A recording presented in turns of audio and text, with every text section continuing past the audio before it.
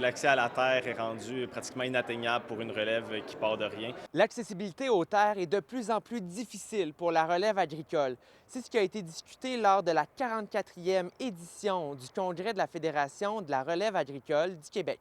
C'est beaucoup dur pour une relève de aussi démarrer une entreprise en agriculture parce que c'est extrêmement dispendieux puis c'est dur de trouver une rentabilité à l'achat de terre, même après la récolte. La très grande majorité même de la relève vont avoir une, deux ou trois jobs en parallèle pour payer leur ferme.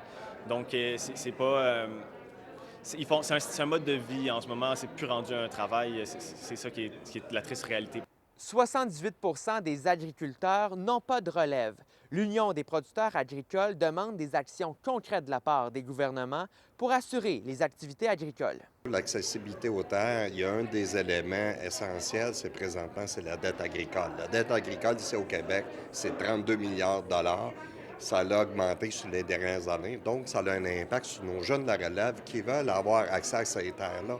Et d'autant plus important aussi qu'on n'a pas de programme nécessairement adapté à l'acquisition de ces terres-là.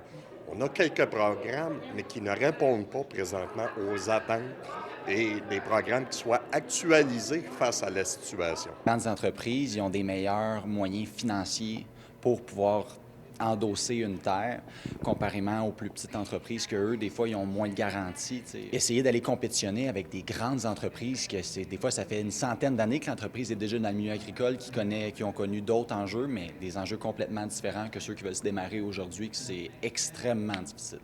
C'est sûr qu'on peut se tourner vers la location, mais nos sondages nous ont prouvé que c'est pas ce que nos membres veulent. Il faut être capable d'adapter. C'est pour ça que nous, nos demandes qu'on fait avec la relève, c'est avoir des fonds d'investissement pour restructurer la dette avec des bas taux d'intérêt, avec un temps bien déterminé à long terme, ces bas taux d'intérêt-là. Il faut soutenir pour éviter cet endettement-là au niveau de nos jeunes. Bien, les risques liés à ça, c'est qu'ils finissent par vendre au plus offrant. Les terres peuvent sortir du milieu agricole ou être vendues à des grosses entreprises.